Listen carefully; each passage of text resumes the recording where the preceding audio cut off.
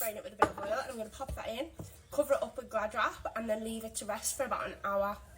To rise for about an hour, sorry. So it's been an hour and the dough has risen nicely. Pop a bit of flour on the worktop, and then get the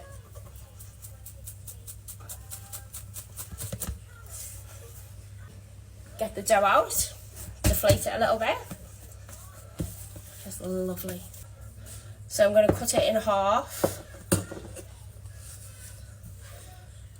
quarters, and then each quarter into two. Well, into 3 pieces.